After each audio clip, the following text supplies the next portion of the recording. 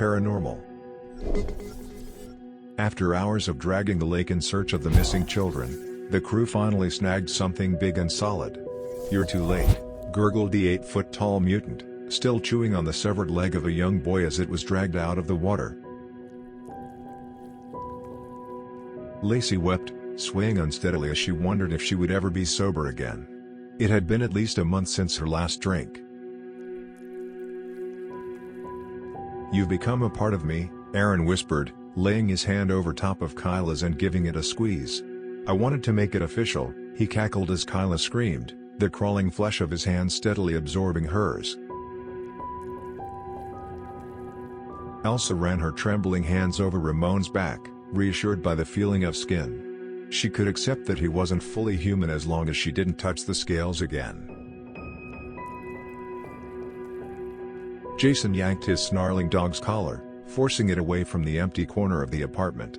Reggie began whimpering, as did his owner, when something started growling back.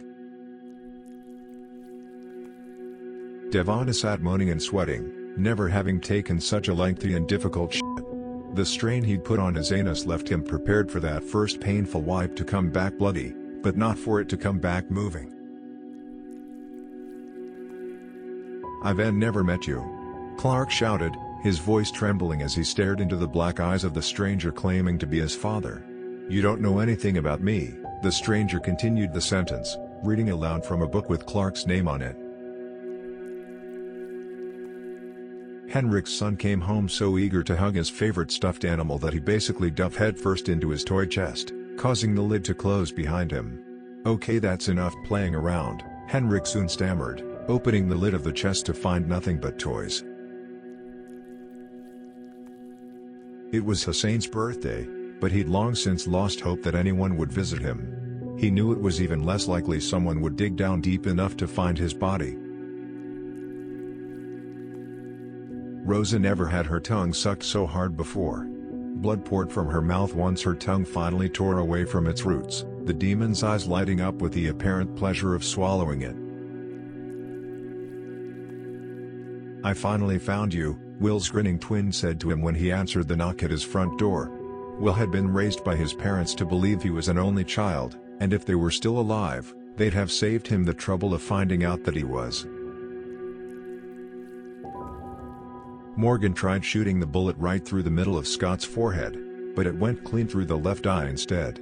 Scott just kept walking, his right eye fixated on his husband while he gurgled through bloody lips, "Go ahead, Morgan, shoot me again." Shane enjoyed watching himself slowly grow up with each successive photo, feeling grateful to his shutterbug father for leaving him with so many family albums. Shane was soon shakily turning the pages of an album he'd never seen before, wondering who was to thank for the Polaroids of a slow, painful death that was yet to happen. Gita felt the ultrasound was pointless, her baby already long dead. She miscarried months ago, but she went pale when a large writhing mass in her uterus appeared on the monitor. The elderly gas station attendant had warned Amy that driving on anything but the main road was a path to certain death. Hours later, Amy found herself staring into the cloudy yet familiar eyes of a monster through her windshield, suddenly understanding the warning was only meant to make the old man's hunt simpler. Emilio's wife wept for Grace every day since the miscarriage, but it was his toddler Sebastian that really worried him. Sebastian couldn't have known he was going to be a big brother, yet he insisted someone named Grace kept climbing into bed with him at night. Liam was obsessed with becoming a fireman when he grew up, so he couldn't resist the chance to slide down a fire pole for the first time. He didn't give a moment's thought to how he'd get back up to his backyard until he reached the bottom and the only exit sealed itself. Courtney insisted on being there in person to see her husband's body cremated.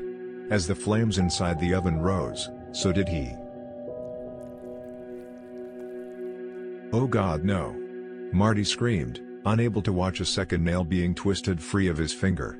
Seeing that slimy, inhuman mouth chew up and swallow the first one was already more than his mind could bear. Nancy hated nothing more than having her feet tickled, but she couldn't help giggling between screams.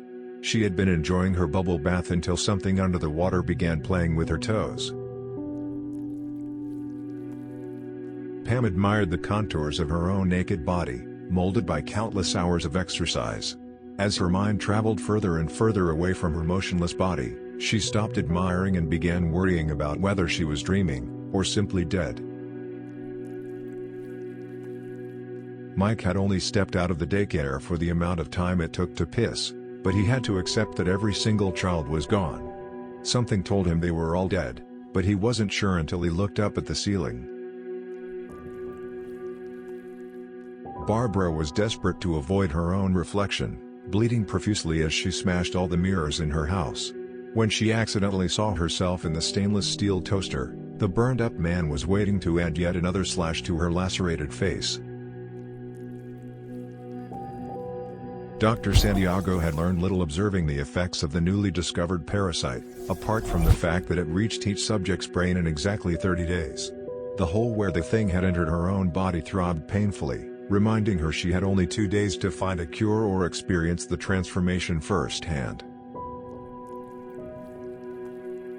Casa me nalu verasu, I shall tear you apart, hissed the demon as it plucked a single hair from Yusuf's exposed belly with its putrid claws. Expected much worse, Yusuf thought as he watched the demon pull at a second hair that began unraveling him like a sweater. Malaya ran as fast as her legs could carry her towards the crying infant, unable to believe someone could abandon their own child so deep in the woods. She collapsed when the faceless thing responsible for the sound finally revealed itself, her legs too tired to run the other way. Rene flushed the toilet and made his way to the sink, screaming when he finally noticed the strange woman watching him. He had felt odd since he awoke, but this was the first chance he'd had all morning to look in a mirror. As a child, Camilla was obsessed with what secret world might exist under all those manhole covers across the city.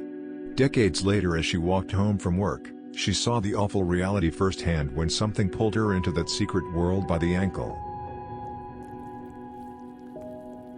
Once Thomas realized he'd been buried alive, he kicked and clawed at the coffin's interior until the wood splintered. As he emerged from the dirt and screamed for help, the wordless growl that came from his mouth revealed that he hadn't survived the sickness after all. Maya never woke up with a stranger in her bed before, the man's soft fleshy arms enveloping her completely. She questioned whether it was a man at all once the strength of the embrace caused her ribs to begin cracking. Carmen smashed the heavy rock into her stalker's head over and over, spraying blood and skull fragments all over the dark alleyway. "That tickles," the inhuman voice gurgled, laughing harder and harder with every blow Carmen landed. Surrounded by loved ones, Oscar blew out all 100 candles on his birthday cake and wondered what he'd done to deserve such a long, wonderful life. After everyone he loved was gone, he sat alone and wondered what he'd done to deserve living another century. Albert's grandmother stood silently by his bed, her toothy smile and wide eyes barely illuminated by a moonbeam. Even after Albert pulled on his bifocals, it took him a moment to recognize her without lips or eyelids.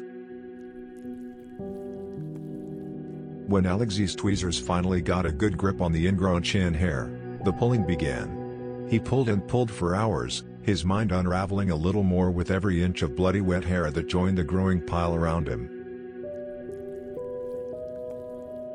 Annika stared in stunned silence at the corpse, the body absolutely swarmed by a dense layer of flies and insects.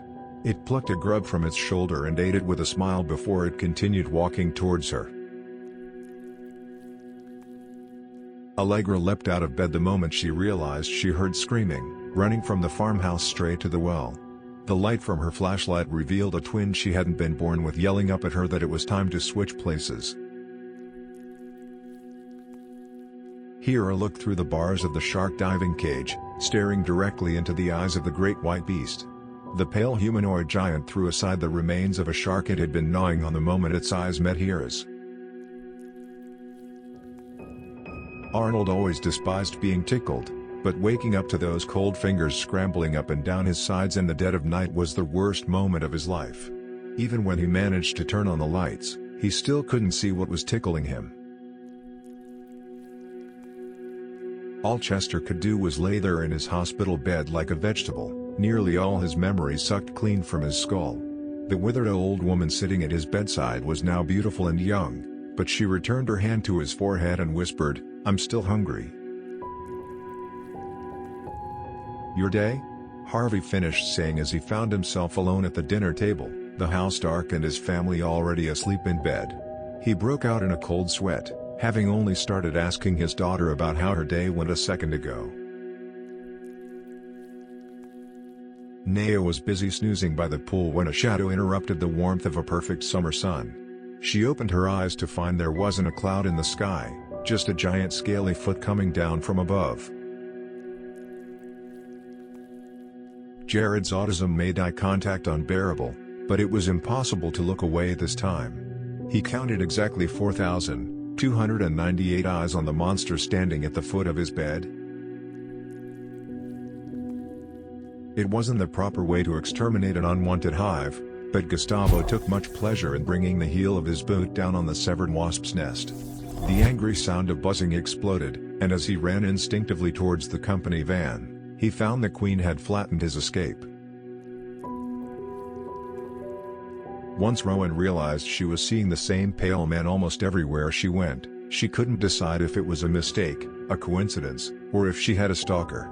She soon longed for those simple days, before she understood just how many of him there really were. This spine-chilling horror stories are also available in audiobook, hardcover and paperback on Amazon and in Goodreads. Make sure to check it out. Links are in the description box below. Please like our video and subscribe to our channel, so you won't miss out any of our future videos. Thank you for your support. This is RedditJoe channel, your everyday Reddit.